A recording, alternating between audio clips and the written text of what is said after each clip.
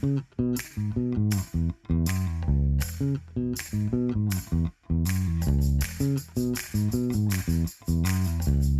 how you doing? My name is Mayra, and today we're going to have a really nice conversation with one of our very high talented agents.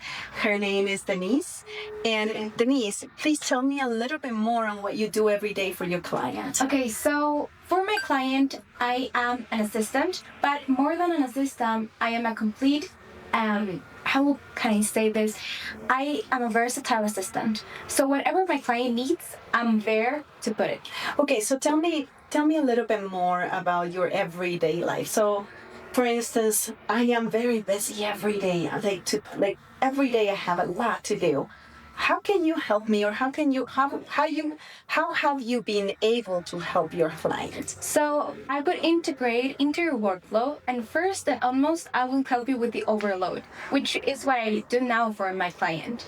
And then I will review all your emails, and I imagine that you have a lot, and I will clear out all the emails that you don't need really to read them or to review them, and I will categorize them. So you mean like unnecessary emails? You sort the spam folders, and what is more important is when you bring it up for your Yes, clients. and even if you are very busy, and even I will propose answers, so you just have to click send or maybe just do quick edits, so you don't have to think that much. So it will clear your mind to put your thoughts in more outcome and out to solve problems, or maybe to dedicate your time to manage the company rather than just answer emails, which is something that takes a lot of time. Yeah. So then, talking about emails, it's a lot of things that we normally take for granted, because there is a lot of emails that come around, and they're important ones as well. So then, do you bring up, for instance, to your client, what do you do when an important email comes around? So first of all, I will tell him this is urgent, Ivan, please take action on this. Or maybe, as I told you, I will propose an answer. I will say, I can take this on my hand. For example, he may receive an email and said, oh my God, I cannot do this. You do this, and I will take charge of that action. Because there are things that they are not that important for him to do, but of course they're important. There are projects, there are things that bring money to the company, but they are not so relevant for the boss of the company to do it. So then, in that case, I think for you, it is very important to know what your boss is doing every day, what the CEO of a company is doing. You know he has a busy agenda. You can see his calendar, and you know where he's at, and if he's busy, you alleviate that type of work, and then you know that things are still flowing even though he's not there. Yes, and for an assistant, in my opinion, you have to be invisible, but only there when he needs you. So you have to be constantly reviewing, seeing what you can do, and offer yourself. For example, I can do this, I can answer this email, I can pick up on the sales order. So then why don't you just give me an example on one of the things that you were able to take over without even him telling you what to do? Yeah. For example, there are projects that arrive to his email and said, please give me that sign. Please help me with this project. And I will say, I can do this. I will send the code. I will handle the client. I will send the sales order. I will even arrange the design team to help me with the proof. And he doesn't need to know anything. And sometimes he talks to the client, to his client, and he said, oh man, I don't know. My assistant handled that. Nice. And he wasn't even involved in the project. So basically, you're handling maybe job orders. You're probably from the job orders, you go and talk to the design team. Yes. Then you're also talking to the design team and maybe relaying the information that the client is looking for, right? And then so that way, in this case, our client, TeamFicient client, is relying on you to be able to get all of that workflow done. Yes. For my client, they have people that are bilingual. So sometimes they have struggles communicating with the people, the sales representatives that have only speak English, and our designer that speaks English but very, very not fluent, or maybe just a little bit. So I come there to be a translator. And I oversee not only the communication between the sales representative and the designer team, but also all the project. So I ensure that everything is translated correctly, that the instructions are understood correctly, and everything is delivered on time. So you're even helping with the communications. Yes.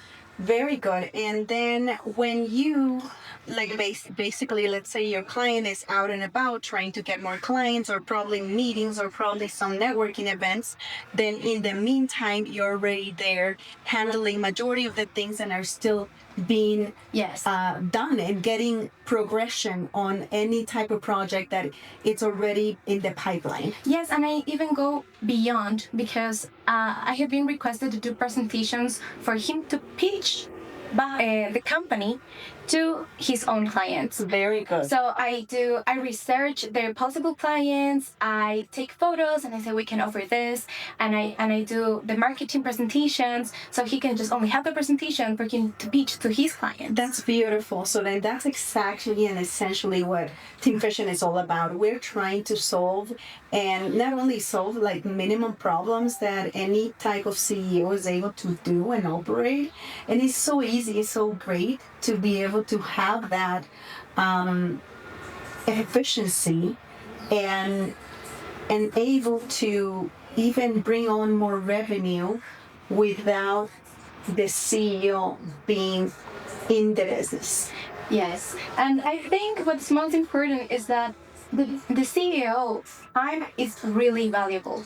And he says, oftenly, my CEO says, I need to focus on activities of 10,000 money. So, for example, he cannot focus on that if he's answering irrelevant emails, if he's sending constant sales orders, he's sending constant quotes, so he can focus on that. So maybe our job might seem simple, but with our help, the boss can focus on these high revenue activities, focus his time on important tasks that make the company grow and you grow with it. Exactly. So then, in essence, when that those activities happen, so tell me, one time you were mentioning something that he didn't have an account set up in a different type of vendors or in a different type of delivery options, and then you were able to come up with really great idea to be able to do something simple but takes so much time, but then with that simple solution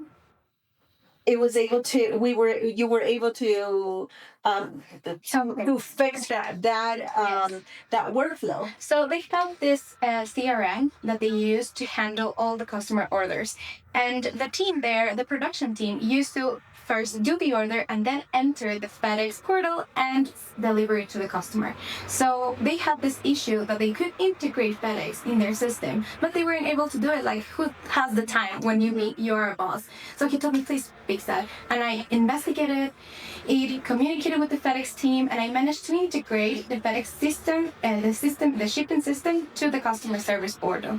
So then the production team doesn't have to lose time doing sign and then going to ship it. So they can do it in just one step, saving them a lot of time when it comes to do fast orders. They have a lot of workload. They just don't have to do this 2 steps. They can just do one, and that's really helpful for them. Denise, give me another example that you think that it was so valuable to him that you were able to think outside the box. So right now, when I first arrived to them, I noticed that they have a lot of missing spots in their workflow. So I offered to optimize the workflow, see what misses, see what can I do for them in order, like what I see that it's missing, but they are doing it, they are not taking note of it. So I did that. I put my ideas on the project workflow where they take the customer, send the quote, send the sales order. I wrote that in a workflow so the next sales representative can just read that and know what to do. Okay, Denise, I know that you were able to do something fantastic for your client because, sometimes all of our clients are like, well, how is a virtual assistant going to be able to help me? Because I need somebody here who's going to be in the production team, who's going to be selling, who's going to be with the clients. I don't need somebody virtual. Sometimes sometimes my clients are like, I need somebody here in person because they think that we're not able to do that and deliver that virtually. So I think you have to be resourceful. Communicate with the clients, search for your teammates, like call them, send her emails, send them chats. Always follow up on them so they get accustomed to you being there virtually. So they will check your emails. They will have, like, I'm waiting for Denise's email. I'm waiting for Denise's response. I have, for example, my coworker and designer is Miguel is working with us with Mike, and then they have me in the chat and I am overseeing what they talk about. So whenever he doesn't understand something, I'm there, oh, he's asking about that. And I know what they are talking about. So they have me integrated in their system. And that's why you have to aim to be integrated into your lives, to be necessary. So to do that, you have to solve problems. You have to be resourceful. You have to go out there and propose things so they think, okay, she has an idea, she will know how to solve the problem that I have. I have this resource and I don't have to think about it, but she will be. She was able to look at the team that was able to they were taking too much time on just double clicking or opening up another portal, which it takes time. And something that an AI assistant or an AI agent cannot do. The AI agent is, you have to tell the AI agent what to do. But then as somebody as a virtual agent, well, they're able to think outside the box. They're able to also find solutions.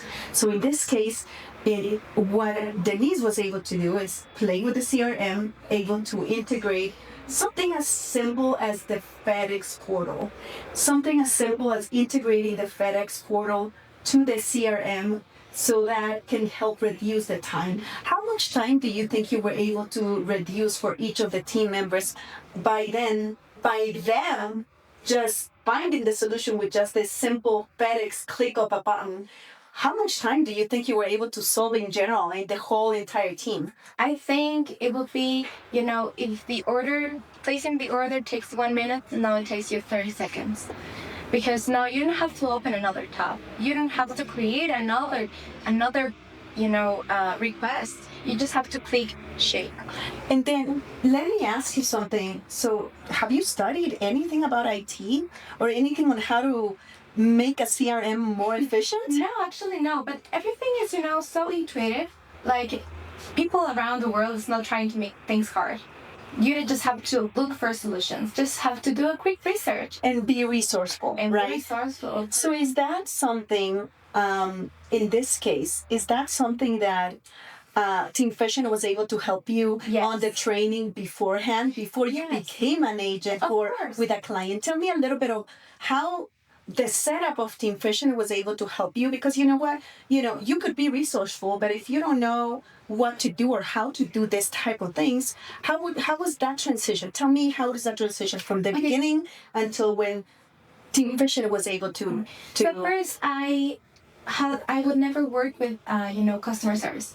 I was never able to have the opportunity to work on that. So when I came to TeamFicient, they taught me customer service etiquette. How to answer a phone call, how to communicate with your boss, how to make your ideas be seen or heard. So that's something that TeamFicient does for you. And then you do it automatically. You know how to answer calls. You know how to treat conflicted or maybe problematic clients that they call you and maybe they are rude. You know how to stay peaceful. You know how to solve problems, offer solutions. So at the end of the day, you offer a solution and they say, this is a great agent. She solved my problem. Denise, I want to ask you something very, very, very important, because I know there's a lot of companies in the United States that are asking and telling us, or actually there is like, okay, hire your virtual assistant directly. This is me. There's a lot of companies that you can hire them directly. But tell me why you think having the body of TeamFicient in each of the countries is very important. Tell me how that makes you feel as a talented agent that you are. So it's very different, because as a person, you want to have security. You want to feel, someone on your back end, and being able to support you, being able to defend you, being able to be there, And I have many friends that work as online assistants, and they worry about how are they gonna get paid, if they're gonna be laid off, if they don't have the benefits that we have here in South America, and we do. TeamFicient offers you that. TeamFicient offers you, the social security, offers you the benefits of each country that you are in, offers you someone that's been here, at your side. You can know your teammates, you can team build. You are, as I told you, you are accompanied with people, and that's what makes you feel secure. You are not worried if you're gonna be affording rent. You're not worried if you're gonna be paid. Great. Thank you very much. And then we are going to continue this fire chat activities and fire chat conversations where we're gonna be talking with all these different agents, because you know what? If you're able to, or if you need the help of Deficient, you know that you're also not helping you, but you're also helping other people that are looking for a better lifestyle in their own countries, but at the same time helping yourself Yeah, it was and nice. helping your company as well. It was nice to you talking to Mary. Thank you for the opportunity. Oh my God, it's so nice. It's so nice to finally have this conversation, and able to demonstrate that we can do that, and even it's virtually possible. Yeah, very much needed. Thank you. TeamFicient, your team made efficient.